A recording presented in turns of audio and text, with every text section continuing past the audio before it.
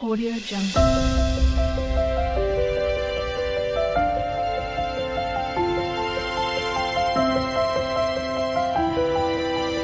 Audio Jungle.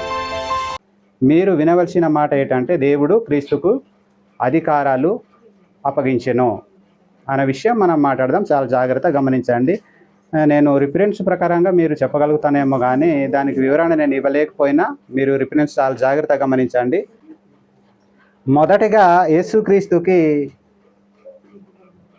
దేని మీద అధికారం ఇచ్చారు?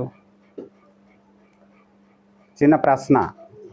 అసలు మొట్టమొదటగా యేసుక్రీస్తుకి దేని మీద అధికారం ఇచ్చాడమ్మా? యేసు ప్రభుకి అసలు భూమి మీద అధికారము ఏనా మీద అధికారం ఇచ్చి అనాది సంకల్పం మీద భూమి ఆకాశం సృష్టి హిలామచటే యేసు ప్రభుకి అధికారము ఏనా మీద హీతిసిచ్చికి పాపం మీద ఏనా మీద హీతిసి అధికారము పాపం మీద అధికారం హీతిసి భూమి మీద. కనుక మొదటిగా ఈ భూమి మీద అంబాసి చెలాయించినిసి అధికారం ఇచ్చి చీకటి ఎంచినై సాతానుడు శోధన భూమి మీద ఏవస అధికారము చెలాయించినిసి. కనుక యేసు ప్రభు వయలే సాతానుడికి అధికారము ఏనా తూచికి రెత్తుస్తేసి అంబారికి హీతిసి అధికారము ఇచ్చి యేసు ప్రభుకి హీతిసించి దేవుని యొక్క సంకల్పం. ఈ సంకల్పము అనాదిటేల దేవుడు ఏర్పాటుకితి సంకల్పం. గనక మొట్టమొదటిగా మారు హేరిఖీని కథ అయినా ఇచ్చికి పాపం మీద అధికారము యేసు ప్రభుకి ఈతేసి ఈయన కథ మారు హేరిఖీనాయి. కాబట్టి చాలా జాగ్రత్తగా మీరు గమనించదు. గనక హెబ్రీలకు రాసిన పత్రిక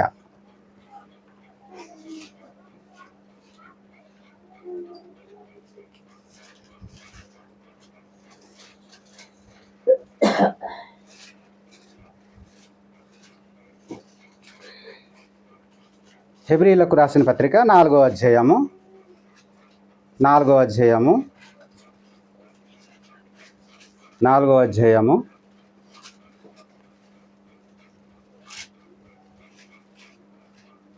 14-16 వరకు 14-16 వరకు అందరూ బైబిల్ తెరిచి దానికి చక్కగా చూసి మీరు గ్రహించడానికి ఆలోచన చేయండి. దానికి చదవలేని వాళ్ళు మనసు ఉంచి వినడానికి ప్రయత్నం చేయండి. సహోదరులు చదివితే ఆకాశ మండలం గుండా వెళ్ళిన దేవుని కుమారుడైన యేసు అను గొప్ప ప్రధాన యాజకుడు మనకు ఉన్నాడు గనుక మనము ఒప్పుకొనిన దానిని గట్టిగా చేపట్టుదాము. మన ప్రధాన యాజకుడు మన బలహీనతల యందు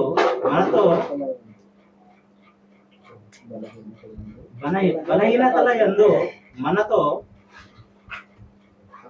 సహానుభావం లేనివాడు కాడు గాని సమస్త విషయములలోను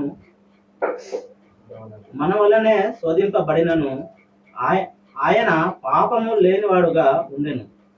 గనుక మనము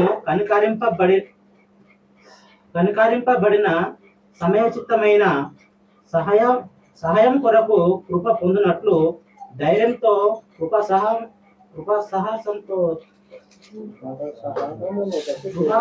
యుద్ధకు చేరుదాం. సరే, చాలా జాగ్రత్తగా గమనించండి. చదవడానికి కొంచెం స్పష్టంగా చదవండి. నాకు ఈరోజు కళ్ళాదలు లేదు కానీ అలా నేను చూసి చెప్పేస్తాను. చాలా జాగ్రత్తగా గమనించండి. ఆకాశం మండలం గుండా వెళ్ళిన దేవుని కుమారుడైన యేసు అను గొప్ప ప్రధాన యాజకుడు మనకు ఉన్నాడు గనుక మనము ఒప్పుకొనిన దానిని గట్టిగా చేపట్టుదాం. అసలు మనము దేనిని ఒప్పుకొని ఉన్నాము? ఎవరిని ఒప్పుకొని ఉన్నాము? అసలు యాజకుడు ఎవరు? మరలా తిరిగి వెళ్ళిన వ్యక్తి ఎవరు? భూమి మీద దేని మీద అయితే అధికారం ఇచ్చాడో ఆ అధికారాన్ని ఏం చేశాడంటే సంపూర్తిగా చేసాడు యేసు ప్రభు. ఆ యేసు ప్రభు చేయడానికి దేవుడు సంకల్పించాడు. ఎప్పుడంటే అనాది సంకల్పం ముందే ఆయన సంకల్పించాడు. ఆయనకి సంకల్పించినప్పుడు ఆయన భూమి మీదకి ప్రధాన యాజకుడుగా వచ్చాడు. ప్రధాన యాజకుడు అంటే గొప్పవాడుగా వచ్చాడు భూమి మీద. అయితే ఆయన మనుషుని శరీరం దాల్చాడు.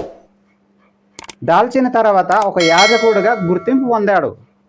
ఆయన పొందినటువంటి గుర్తింపులో మనమును ఏమై ఉండాలి? ఆ యాజకుడు పట్ల విశ్వాసించి ఆయన పట్ల మనము పొందుకొన్న వాటిని విడిచిపెట్టకుండా ఏం పట్టుకోవాలట? గట్టిగా పట్టుకోవాలి. అంటే మనం ఎప్పుడైతే మా పాప జీవితాన్ని బాప్తిసము ద్వారా వాటిని విడిచిపెడతామో అప్పటి నుంచి పరమందు ఉన్న యేసు ప్రభు భూమి మీదకి వచ్చి ఆయన అధికారంగా ఈ లోకంలో ప్రధాన యాజకుడుగా పనిచేసిన వ్యక్తి ద్వారా మనము ఒక్క మాట కూడా దానికి విడిచిపెట్టకుండా గట్టిగా పట్టుకొని జీవించమని చక్కటి సమయాన్ని ఆయన ఆ సందేహాన్ని అందించాడు.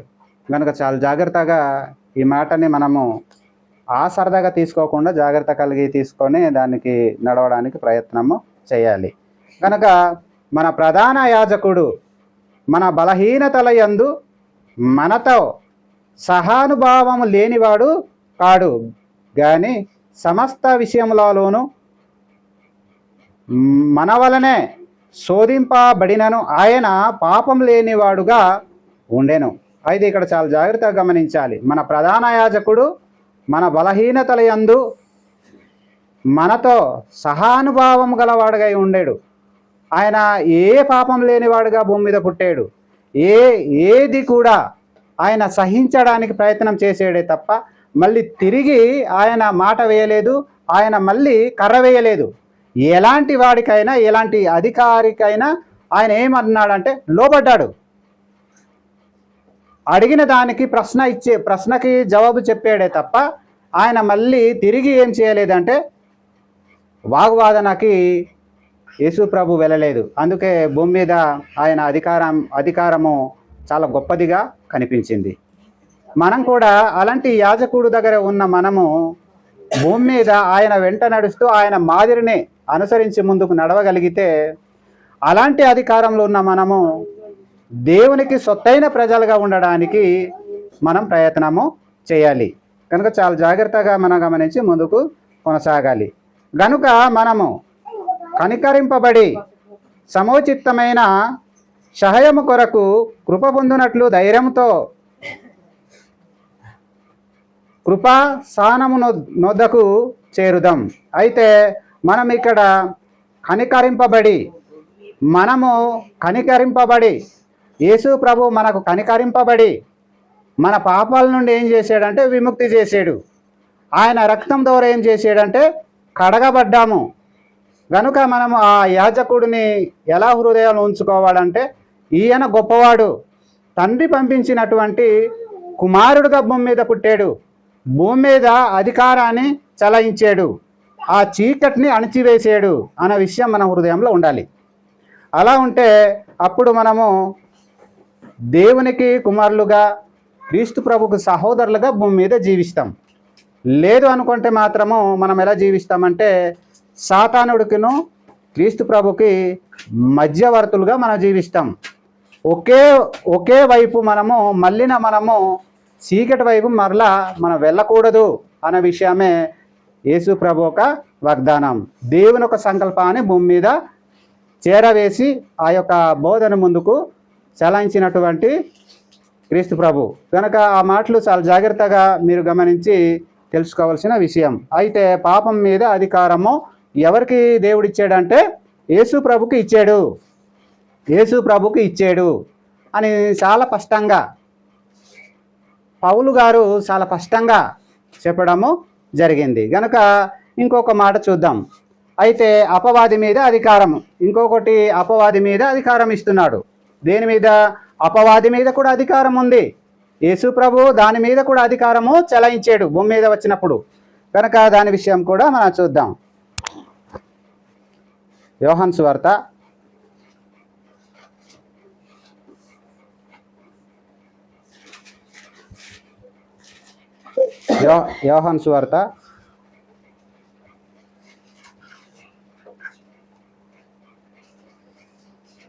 12:30-31.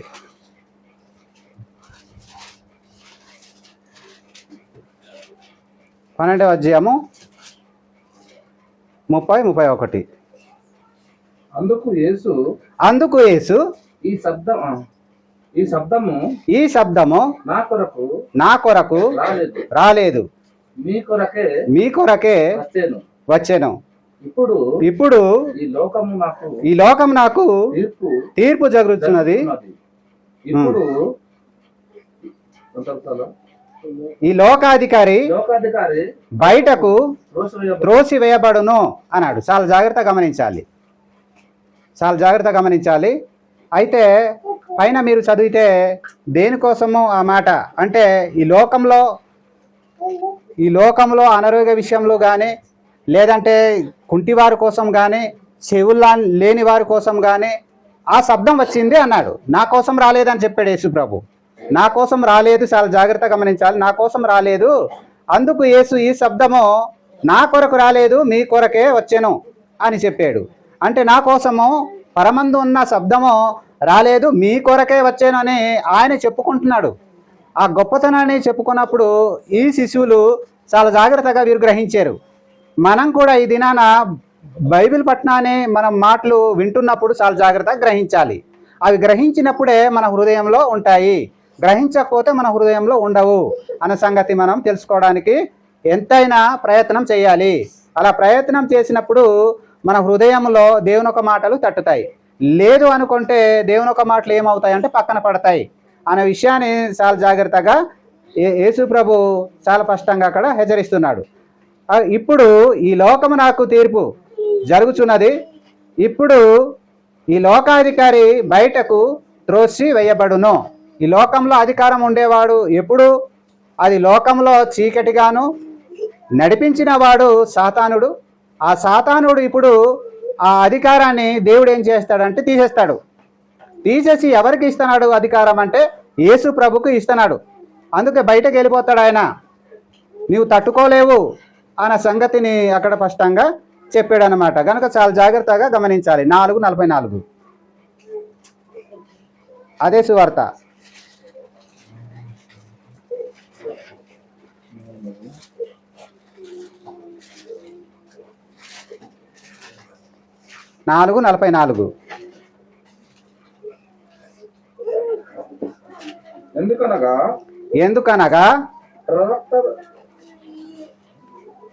ఎందుకనగా ప్రవక్త స్వదేశములలో ఘనత పొందుడని యేసు సాక్ష్యం ఇచ్చాడు. చాలు, ఇక్కడ చాలా జాగ్రత్తగా గమనించాలి.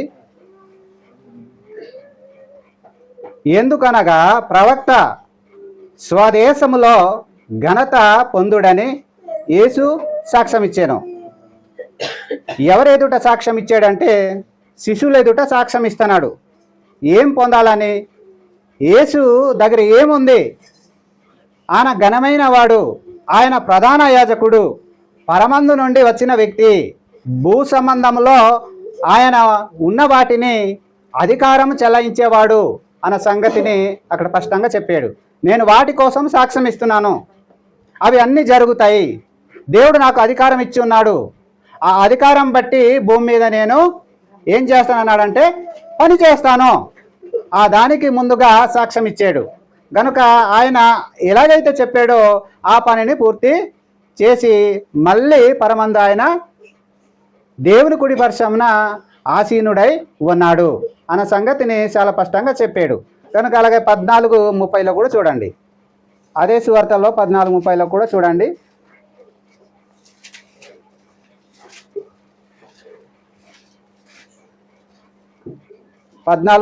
కూడా చూడండి.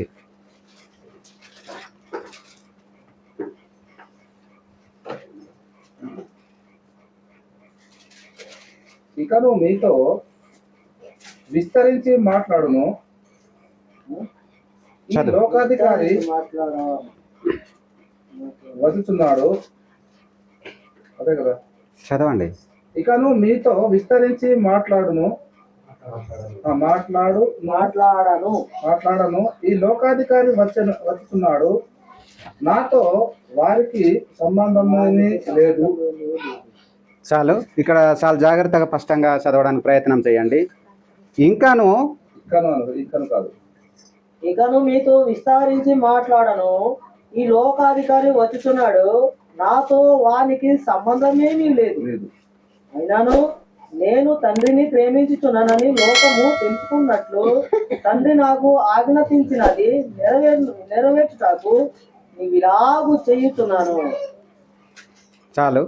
ఇక్కడ శిశువులు అంటే అరణ్య పర్వతంలో శిశువులు యేసు ప్రభు ఏకాంతం పొందడానికి పర్వతానికి వెళ్ళినప్పుడు వీళ్ళకి ఒక చోట కూర్చోబెట్టి ఆయన ఏకాంతంగా ప్రార్థన చేస్తున్నప్పుడు వీళ్ళు ఏమయ్యారంటే నిద్రించడము మొదలుపెట్టారు. కనుక చాలా జాగ్రత్తగా గమనించండి.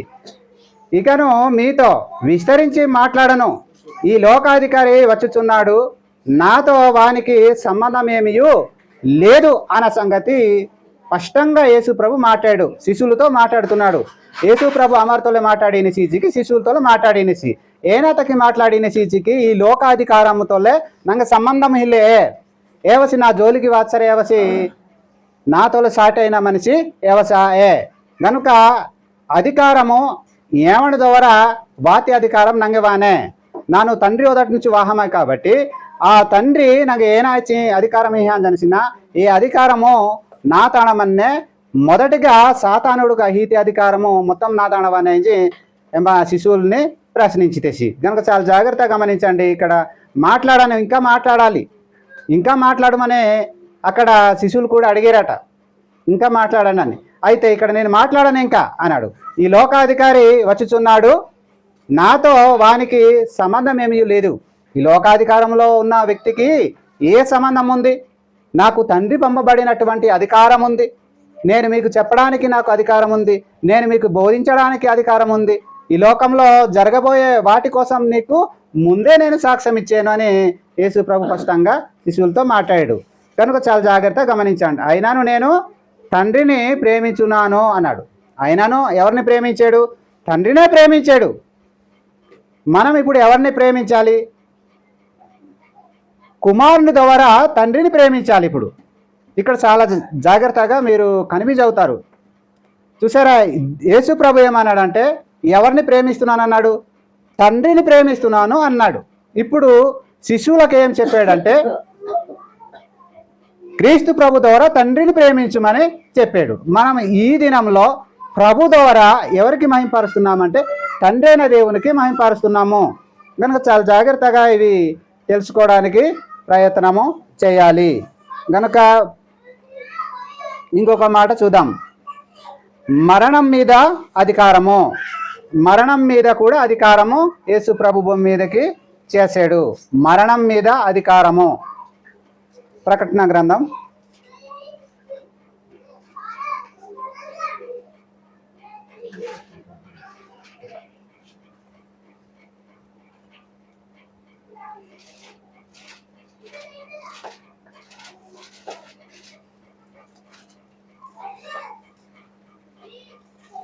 1:18-19 రెండు మాటలు మీకు తెలిసిన మాటలే, దానికి షార్ట్ కట్గా నేను చెప్తున్నాను. చాలా జాగ్రత్తగా గమనించండి. చాలా జాగ్రత్తగా గమనించి అవి తెలుసుకోవడానికి ప్రయత్నం చేయండి. మరణం మీద కూడా యేసు ప్రభుకి అధికారం అనేది దేవుడిచ్చి ఉన్నాడు. ప్రకటన 1:18-19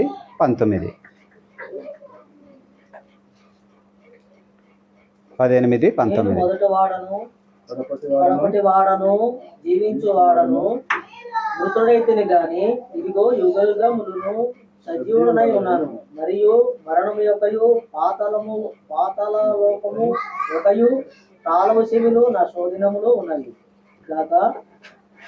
కాగా నీవు చూచిన వాటిని ఉన్న వాటిని వీటి వెంట కలగబో వాటిని అనగా నా పొడి చేతులు నీవు చూచిన 7 నక్షత్రములు కూర్చిన మర్మమును ఆ ఏడు సువర్ణ దీపస్తంభముల సంగతియు వ్రాయుము. ఆ 7 నక్షత్రములు 7 స్తంభములకు దూతలు, ఆ 7 దీపస్తంభములు 7 స్తంభాలు. చాలు. ఇక్కడ చాలా జాగ్రత్తగా గమనించండి. నేను మొదటి వాడును అన్నాడు. అంటే సృష్టి లేనప్పుడు ఉన్నవాడును అన్న సంగతి అక్కడ చెప్తున్నాడు. సృష్టి లేనప్పుడు భూమి హాగు హిలా మచ్చటే నాను మచ్చతే భూమి మీద వహ మహాపూర్ కథ ನಾನು వెచ్చించాయి నా సంజీ కథ వెచ్చించాయి చాలా జాగ్రత్తగా గమనించేది స్పష్టంగా వాక్యం ద్వారా మన జోలించని ప్రభు మాట చాలా జాగ్రత్తగా గమనించదు కనుక నేను మొదటి వాడను కడపటి వాడను జీవించువాడను మృతుడనై తిని గాని ఇదిగో యుగ యుగములు సజీవుడనై ఉన్నాను మరియు మరణము యొక్కయు పాతాళము యొక్కయు తాళపు చెవులు నా స్వాధీనంలో ఉన్నవి. అసలు తాళం చెవులు ఎవరి దగ్గర ఉన్నాయట? యేసు ప్రభు దగ్గర ఉన్నాయి. మరణం మీద ఆయన గెలిచాడు, ఆయన శోధన మీద గెలిచాడు, భూమి మీద అధికారం మీద గెలిచాడు. కనుక భూమి మీద మరణం మీదే ఆయన గెలిచాడు అంటే అర్థం ఏంటంటే ఆయన చనిపోయి తిరిగి లేపబడ్డాడు అన్నమాట మనం గుర్తు చేసుకోవాలి. ఆయన భూమి మీద చనిపోయి ఏమయ్యాడంటే 3 రోజున లేపబడ్డాడు. ఆయనంతటా ఆయన లేవలేదు అన్న విషయం అక్కడ చాలా స్పష్టంగా తెలుసుకోవడానికి ప్రయత్నం చేయండి. కనుక చాలా జాగ్రత్తగా ఇక్కడ చాలా స్పష్టంగా తెలిసినటువంటి మాట. కనుక ఇక్కడ పాతాళం మీద కానీ అలాగే మరణము మీద కానీ సజువుల మీద కానీ మృతుల మీద కానీ ఎవరికి ఇచ్చాడట అధికారము? ఎవరికి ఇచ్చాడమ్మా అధికారము? యేసు ప్రభుకి ఇచ్చాడు దేవుడు. ఆ అధికారాన్ని ఇక్కడ ఏం చేస్తున్నాడు అంటే చెలాయిస్తున్నాడు. ఆ అధికారం ద్వారా ఏం చేస్తున్నాడు అంటే బోధ చేస్తున్నాడు. ఆ అధికారం ద్వారా ఏం చేస్తున్నాడంటే నేను అధికారాన్ని సంపూర్ణంగా చేస్తున్నాను, ఆ దానికి మొదటగా మీకు సాక్ష్యం ఇచ్చాను అని చెప్పాడు. కనుక చాలా జాగ్రత్తగా ఈ విషయాన్ని మీరు హృదయంలో ఉంచుకొని ఇంకా చదివి ఎక్కువగా దానికి ధ్యానించే ప్రకారము నడవాలి. కనుక ఇంకొక మాట చూద్దాం. పాతాళం మీద అధికారం, పాతాళం మీద అధికారం 5:13 అదే ప్రకటన 5:13 చూడండి.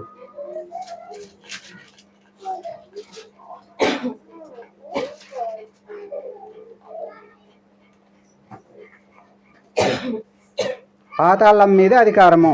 అంతటా పరలోకమందును భూలోకమందును భూమి క్రిందను సముద్రములోను ఉన్న ప్రతి సృష్టము అనగా వాటిలోనున్న సర్వమును సింహాసనాసీనుడై ఉన్న వానికి గొర్రెపిల్లకును స్తోత్రము ఘనతయు మహిమయు ప్రభావమును యుగ యుగములు కలుగునుగాక చెప్పుట వింటిని. చాలు, ఇక్కడ చాలా జాగ్రత్తగా చదవాలి. బయట వాక్యం బయట వచ్చేటట్లు చదవండి. అంతటా పరలోకమందును భూలోకమందును భూమి క్రిందను సముద్రంలోను ఉన్న ప్రతి సృష్టము అనగా వాటిలోనున్న స్వరమును సింహాసనేశ్వరుడై యున్నానని వానికి గొర్రెపిల్లకును స్తోత్రమును ఘనతయు మహిమయు ప్రభావమును యుగయుగములు కలుగునుగాక కానీ చెప్పుట వింటిని. ఇక్కడ చాలా జాగ్రత్తగా గమనించాలి. అయితే అంతటా పరలోకమందు ఎవరికి అధికారం ఉంది అట? యేసు ప్రభుకే ఉంది. భూమి మీద ఎవరికి అధికారం ఉంది అట? యేసు ప్రభుకే ఉంది. సముద్రము లోపల ఎవరికి అధికారం ఉంది అట? యేసు ప్రభుకే ఉంది. గనుక అందుకే సాతానుడు అధికారం మొత్తము తీయబడింది. అందుకే సాతానుడు త్రోసివేయబడ్డాడు. ఎక్కడ త్రోసివేయబడ్డాడంటే ఇంకా మళ్ళీ చీకట్లోనే త్రోసివేయబడ్డాడు.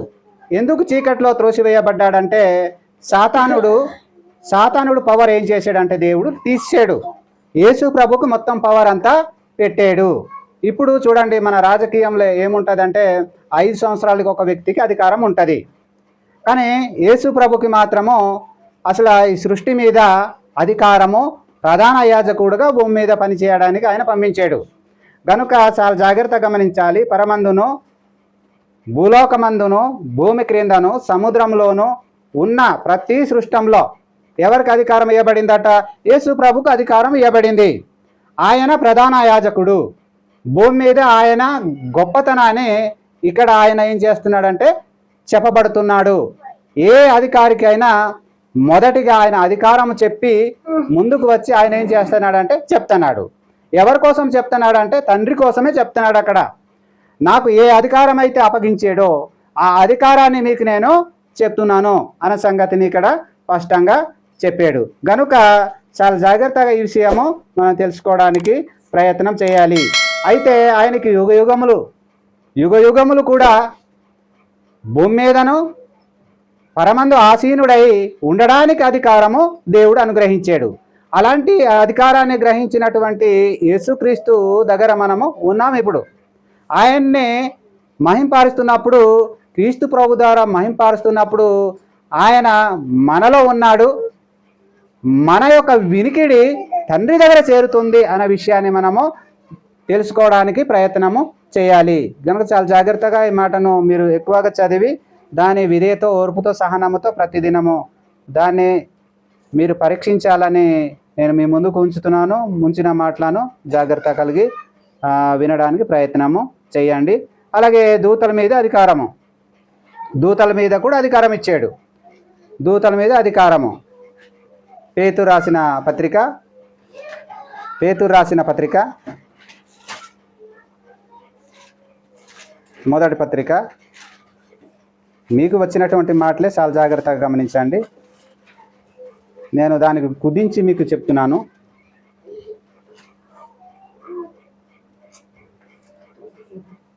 మూడు 22 దూతల మీద అధికారము, దూతల మీద అధికారము. 3:22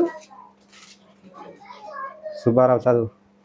ఆయన పరలోకమునకు వెళ్ళి దూతల మీదను అధికారుల మీదను శక్తుల మీదను అధికారం పొందినవాడై దేవుని కుడి పార్శ్వమున ఉన్నాడు. చాలు, ఇక్కడ చాలా జాగ్రత్తగా గమనించండి. ఇప్పుడు ఏం జరిగింది? ఆయన అంటే ఎవరు?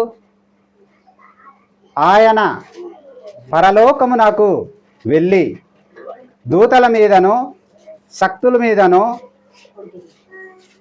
అధికారము పొందినవాడై దేవుని కుడి పార్శ్వమున ఉన్నాడు. ఇక్కడ చాలా జాగ్రత్తగా గమనించండి.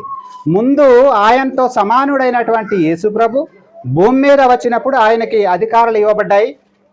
అదే అధికారంతో మళ్ళీ దేవుని కుడి పార్శ్వమున ఆసీనుడై ఉన్నాడు యేసుప్రభు. గనుక ఆసీనుడై ఉన్న వ్యక్తిని అక్కడ దూతల మీద, భూమి మీద వచ్చేసరికి దేవుని ప్రజల మీద అధికారము, సాతానుడి మీద అధికారము, అక్కడ వెళ్ళేసరికి దూతల మీద అధికారం ఇచ్చాడు. అంటే దూతల మీద అధికారం అంటే చాలా జాగ్రత్తగా గమనించాలి. భూమి మీద వచ్చినప్పుడు భూ సంబంధమైనటువంటి వస్తువుల కొరకు, మనుషుల కొరకు, జంతువుల కొరకు, అనేక విషయాల కొరకు కూడా ఆయనకి అధికారం ఇచ్చాడు. గనక పరమందు వెళ్ళినప్పుడు దేవదూతల మీద కూడా ఆయనకి అధికారం అనేది ఉంది. అదే అధికారం గల వ్యక్తి ద్వారా మనము ఈ దినాన ఆయన ద్వారా మనం మహింపరుస్తున్నాము తండ్రి అయిన దేవునికి. ఈ విషయము స్పష్టంగా తెలుసుకోవడానికి మీరు ప్రయత్నం చేయండి. ఆ వచనాలు మీరు డీప్గా చదివితే యేసు ప్రభు ఏమై ఉన్నాడు భూమి మీద అనేది మీకు క్లియర్ కట్గా తెలుస్తుంది. కానీ చాలా జాగ్రత్తగా గమనించండి.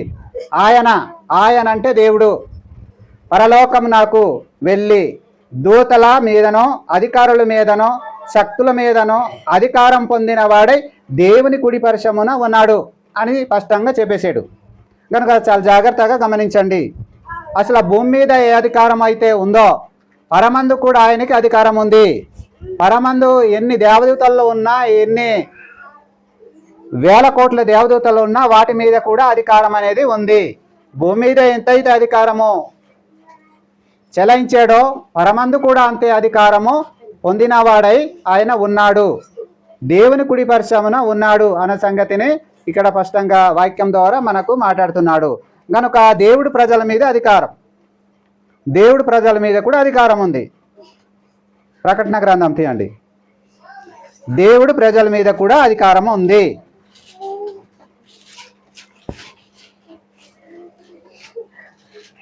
మూడేడు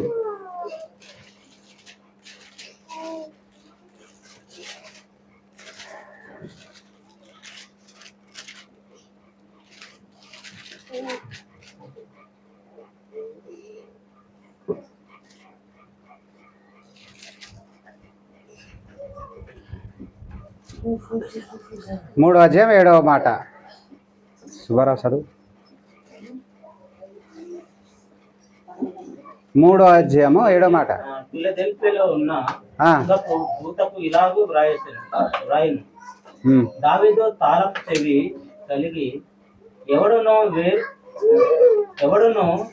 వేయలేకుండా తీయవాడును, ఎవడును తీయలేకుండా వేయువాడైనను సత్యస్వరూపియగు పరిశుద్ధుడు చెప్పు సంగతులు లేవనగా. చాలు, ఇక్కడ చాలా జాగ్రత్తగా గమనించండి.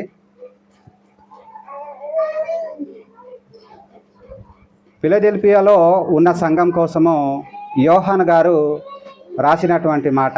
ఇచ్చియమారో సంఘము ఏ దేశంతా ఒక సంఘం మనే ఏ సంఘంతా యోహాను రాచితి కథ చాలా స్పష్టంగా చాలా క్లియర్గా తెలుసుకోవడానికి ప్రయత్నం కిదు. ఏ సంఘంతా చాలా స్పష్టంగా ఒక లెటర్ రాచితేసి ఏ లెటరు చాలా జాగ్రత్తగా ఏ సంఘం తరి చదవ వెంజల్తకి ప్రయత్నము కీయల్తకి మీరు గమనించదు. ఉన్న సంఘపు దూతకు ఇలాగు రాయుము, దావీదు తాళపు చెవి కలిగి ఎవడునో వెయ్యలేకుండా తీయువాడును, ఎవడునో తీయలేకుండా వెయ్యివాడునైనా సత్యస్వరూపియగు పరిశుద్ధుడు చెప్పు సంగతులు ఏవనగా అనేసి అన్నాడు. అయితే చాలా జాగ్రత్తగా ఇక్కడ గమనించాలి. ఆ తాళం చెవి ఎవడు దానికి ఏం చేయలేడు, తీయలేడు, దానికి వెయ్యలేడు అనే విషయం చాలా రెండు విషయాలు ఇక్కడ గమనించండి. భూమి మీద కానీ పరమందు కానీ ఎవరికి అధికారం ఉంది? ప్రశ్న, ఎవరికి అధికారం ఉంది అంటే భూమి మీద ఎవరైతే దానికి తీసి శిష్యులకు అప్పగించాడో పరమందు కూడా ఆయనే తీసి ఆ విషయాలని చెప్పబడే శక్తి ఎవరికి ఉందంటే యేసు ప్రభుకు ఉంది. మరో వారికి ఎవరికి కూడా అధికారము లేదు అనే విషయం చాలా జాగ్రత్తగా గమనించండి. అలాగా ఆ సంఘానికి రాసినప్పుడు అసలు భూమి మీద అధికారము సాతానుడికి తీయబడింది, యేసు ప్రభుకు అధికారము ఇవ్వబడింది అన్న సంగతి ఇక్కడ స్పష్టంగా దేవుని ఒక వాక్యం ద్వారా మనం తెలుసుకుంటున్నాం. అసలు భూమి మీద ఏమైంది? అధికారము సాతానుడికి తీయబడింది. భూమి మీద ఎవరికి ఇవ్వబడింది? యేసు ప్రభుకి మాత్రమే ఇవ్వబడింది. ఆయన పరమందు ఉన్న విషయాల్ని భూమి మీద శిష్యులతో ఏం చేశాడంటే చెప్పబడ్డాడు. గనక ఆయన అధికారము పరమందును భూమి మీదను ఏకతట్టుగా ఉంది అన్న సంగతిని తెలుసుకోవడానికి ఈ యొక్క సందేహము స్పష్టంగా యోహాను గారు ఒక సంఘానికి ఉత్తరం రాశాడు. కనుక చాలా జాగ్రత్తగా గమనించండి. అలాగే లూకా సువార్త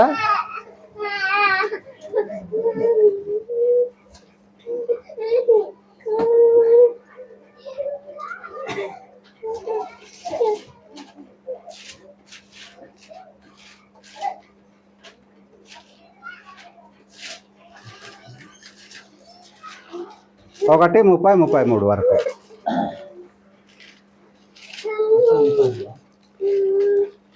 ఒకటో అధ్యాయము 30-33 వరకు. 30 నుంచి చదవండి. అక్కడ ఆలోచించుకుంటుండగా మరియా, భయపడకుము, దేవుని వలన నీవు కృప పొందితివి. ఇదిగో నీవు గర్భము ధరించి కుమారుని కని ఆయనకు యేసు అను పేరు పెట్టుదువు. ఆయన గొప్పవాడై సర్వోన్నతుని కుమారుడు అనబడును. ప్రభువైన దేవుడు ఆయన తండ్రి అయిన దావీదు సింహాసనమును ఆయన ఇచ్చు. ఆయన యాకోబు వంశస్థులను యుగయుగములు ఏలును. ఆయన రాజ్యము అంతము లేనిదై ఉండునని ఆమెతో చెప్పాను. చాలా జాగ్రత్తగా గమనించండి. ఇక్కడ యేసుక్రీస్తు కోసము మొదటిగా మరియ ద్వారా ఒక సందేహం. అసలు ఆయన భూమి మీద పుట్టినప్పుడు ఏ అధికారం వస్తుంది, పరమందు ఉన్నప్పుడు ఏ అధికారం వస్తుంది అన్న విషయము దూతల ద్వారా ఏర్పడినటువంటి మాట చాలా జాగ్రత్తగా గమనించండి. మీరు చదివే ఉంటారు, దానికి చాలా స్పష్టంగా తెలుసుకోవడానికి ప్రయత్నం చేయండి. దూత మరియా, భయపడకుము, దేవుని వలన నీవు కృప పొందితివి అన్నాడు. అయితే ఆమె గర్భవతి అవ్వడానికి కారణం ఏంటంటే దేవుడు. చాలా జాగ్రత్తగా గమనించండి. ఆయన గర్భవతి అవ్వడానికి ఎవరు? భూ సంబంధమైన మానవుడు కాదు, దేవుడు. దేవుని ఆజ్ఞ ప్రకారంగా పరిశుద్ధునిగా, నిర్దోషినిగా, దేవుని ఆత్మగా యేసు ప్రభు మరియమ్మలో పుడతాడు అనే విషయాన్ని దూత వెళ్ళి చెప్పింది. చాలా జాగ్రత్తగా గమనించండి. ఆ యొక్క దూత వెళ్ళి చెప్పినప్పుడు ఆమె అప్పటి నుంచి భయపడడానికి, ఎదుర్కోవడానికి దేవుని వలన నిజమే నేను కృప పొందుతున్నాను అన్న సంగతిని ఆలోచన చేసింది. ఎవరేమైనా కన్యకైనటువంటి ఒక స్త్రీ లేదా యవన స్త్రీ గర్భం ధరించినప్పుడు భూ సంబంధమైనటువంటి మానవునితో కలయకుండా గర్భం ధరించినప్పుడు నేను ఎందుకు గర్భం ధరించానా అన్న సంగతిని ప్రస్తావన చేసింది. దూతతో చేసినప్పుడు దూత చాలా స్పష్టంగా మరియా భయపడకుము అనే విషయము చెప్పబడింది. దేవుని వలన నీవు కృప పొందితివి అని చెప్పి ఆ యొక్క సంగతుల కొరకు, ఆ యొక్క మాట కొరకు అక్కడ ఏమవుతాడో అన్న సంగతి కూడా కిందన చాలా స్పష్టంగా చెప్పింది. కనుక చాలా జాగ్రత్తగా గమనించండి. 31వ మాట, ఇదిగో నీవు గర్భము ధరించి కుమారుని కని ఆయనకు యేసు అను పేరు పెట్టుదువు అని చెప్పింది. ఏం చెప్పిందంటే చాలా జాగ్రత్తగా గమనించండి. ఆయన పుట్టి పెరిగినప్పుడు నీవు యేసు అని పేరు పెడతావు అన్న సంగతిని మొదటిగానే గర్భం ధరించిన ముందే తెలియజేసినటువంటి విషయము. కనుక చాలా జాగ్రత్తగా దీన్ని మీరు చదివి వినియోగించుకోవాలి. అప్పుడు 32వ మాట చాలా జాగ్రత్తగా గమనించండి. 32వ మాట చాలా జాగ్రత్తగా గమనించండి. ఆయన గొప్పవాడై సర్వోన్నతుని కుమారుడు అనబడును. ప్రభువైన దేవుడు ఆయన తండ్రి అయిన దావీదు సింహాసనమును ఆయనకిచ్చును. తండ్రి అయిన దావీదుకు ఉన్న సింహాసనాన్ని ఆ కుమారుడే తీసుకుంటాడు. మొదటిగా దావీదు సింహాసనాన్ని నడిపించేవాడు. అయితే దావీదు సింహాసనం అంటే ఏంటి అనుకుంటున్నారు? చాలా జాగ్రత్తగా గమనించండి. బలిపీఠంలో మందసము ఆయన కుటుంబము వాళ్ళు చలాయించేవాళ్ళు, ఆరోహణ కుమారులు చలాయించేవాళ్ళు. గనక లేవీల నుంచి పుట్టినటువంటి ఆరోహణలు చలాయించేవాళ్ళు. గనక ఆ సింహాసనాన్ని ఎవరికి ఇస్తాడంటే దేవుడు యేసు ప్రభుకి ఇస్తున్నాడు. ఎందుకంటే ఆయన సర్వోన్నతుడు కుమారుడు అనబడిన వాడు.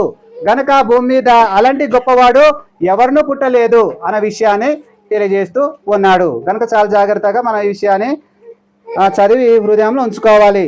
ఆయన యాకోబు వంశములను యుగయుగములు ఏలును, ఆయన రాజ్యము అంతము లేనిదై ఉండునని ఆమెతో చెప్పాను. అయితే మరియకి ఏమి అర్థమైందంటే నిజమే, పరమందు నుండి వచ్చినటువంటి పరిశుద్ధ ఆత్మ నాలో పుట్టింది. ఆ పుట్టినటువంటి ఆత్మకి నేను ఒక పేరు పెట్టబోతున్నాను. ఆ వ్యక్తి దావీదు ఒక సింహాసనాన్ని ఆయన చలిస్తాడు.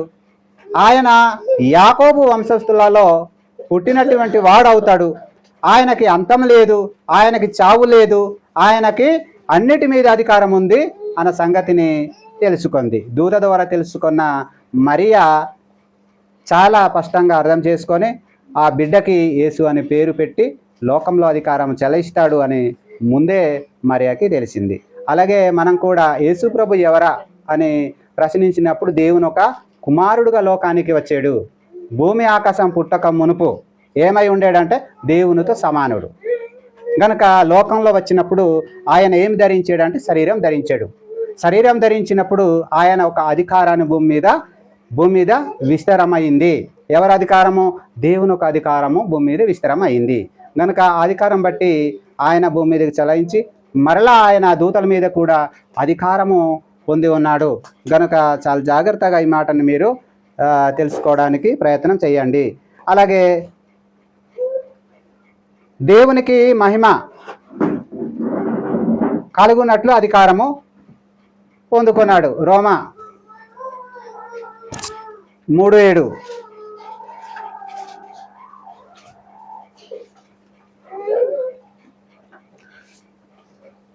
రోమా 3:7 ఒక మాట చదవండి. రోమా 3:7 ఒక మాట చదవండి.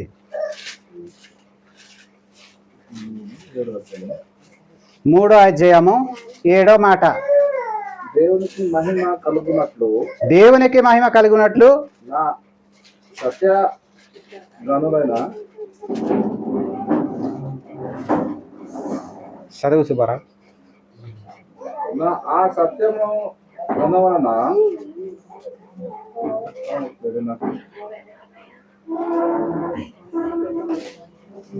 దేవునికి మహిమ కలుగునట్లు ఆ సత్యం వలన దేవుని సత్యము ప్రబలిన ఎడల ఎన్నికను పాపనైనట్టు తీర్పు పొందనేలా.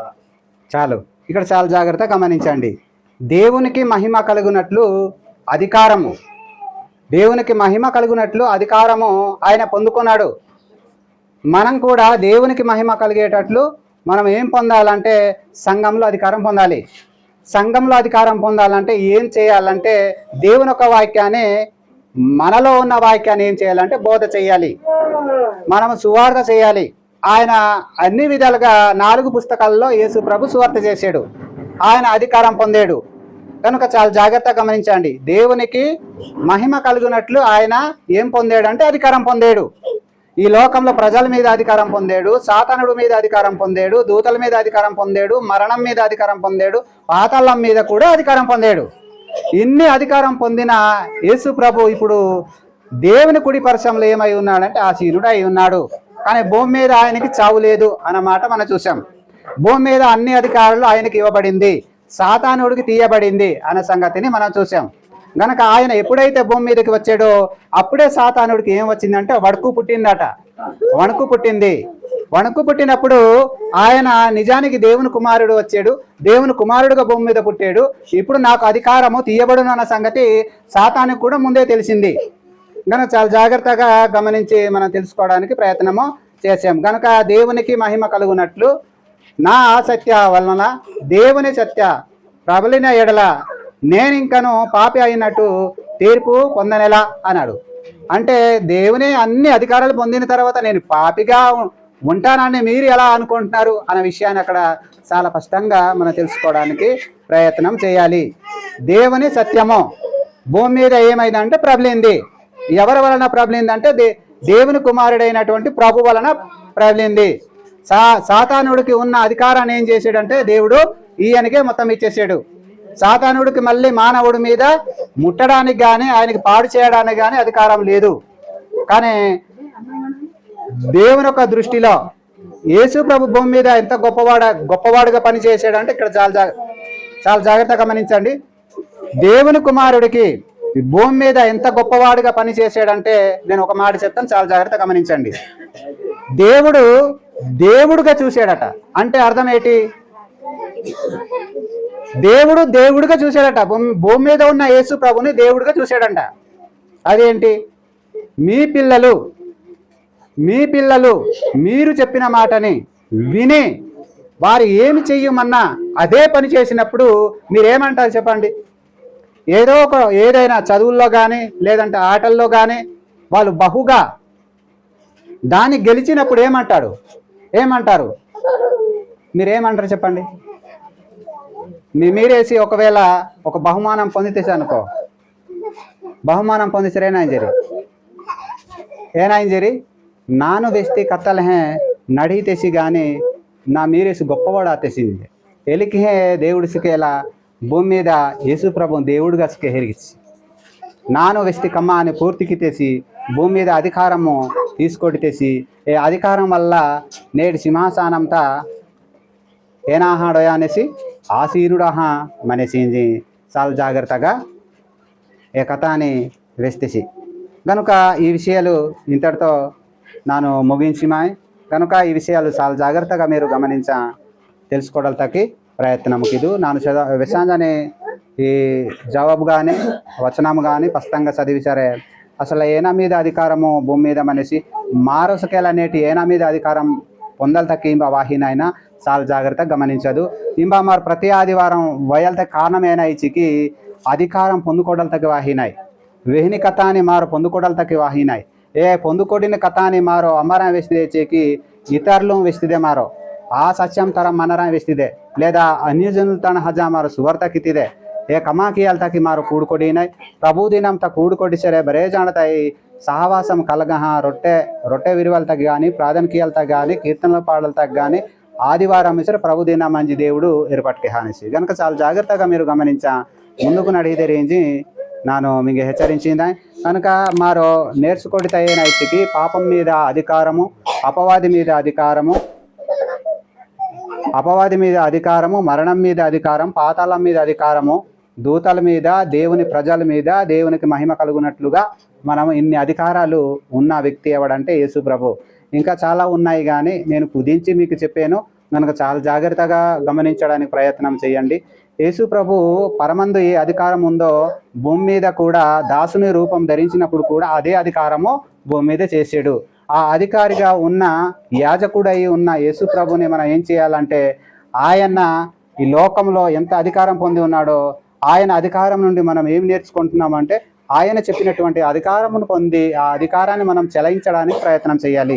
ఆ మాటలు మనం ఇతరులకి చెప్పడానికి ప్రయత్నం చేయాలి.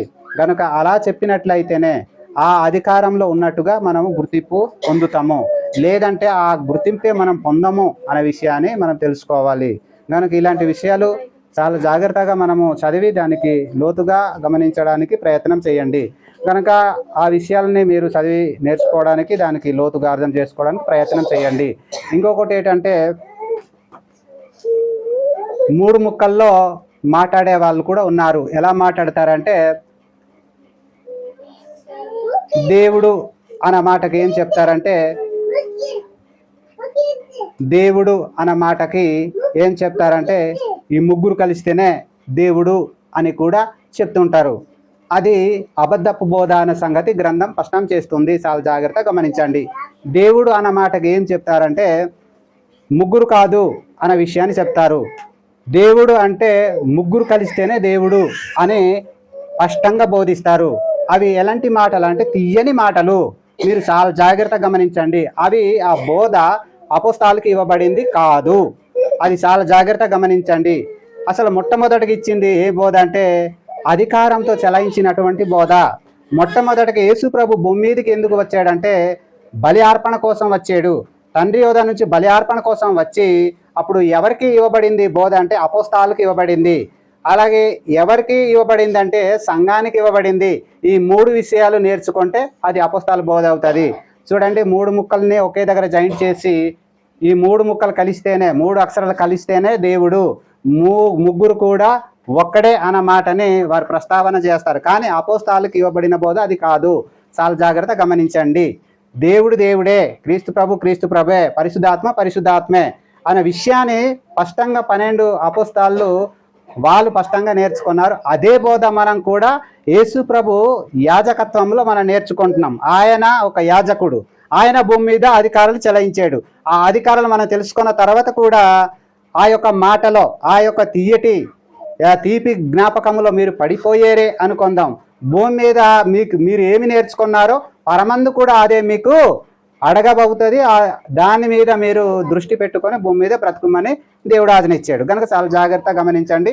కనుక ఈ విషయాలు కూడా చాలా జాగ్రత్తగా సందేహం ఉంటే ఇంకా లోతుగా చదువుకొని మీకు అర్థం కాకపోతే మరొకసారి దానికి మేము చెప్పడానికి ప్రయత్నం చేస్తాం. కనుక మీరు ఇచ్చినటువంటి అవకాశాన్ని సద్వినియోగం చేసుకొని మరి నేను దేవుని ఒక వాక్య ప్రకారంగా మీకు చెప్పి ఉన్నానో లేదో అది కూడా మీరు గ్రహించండి, అవి పరీక్షించండి. చెప్పిన మాటలు ఎలాగ ఉన్నావు అనేది కూడా ఆ విషయాలు మీరు అవి తెలుసుకోవడానికి ప్రయత్నం చేయండి. ఏదైనా తప్పుగా మాట్లాడి ఉంటే ఆ గ్రంథానికి వ్యతిరేకంగా నేను మాట్లాడి ఉంటే ఆ ప్రశ్నకి నేను వ్యతిరేకంగా మాట్లాడి ఉంటే నేను హద్దు దాటి ఉంటే మీరు నన్ను ప్రశ్నించవచ్చు. కనుక మరి ఇంతటితో ఈ సమయాన్ని నేను ముగించుకుంటూ మరలా నేను అజేసే వారికే ఈ సమయాన్ని అప్పగించుకుంటున్నాను.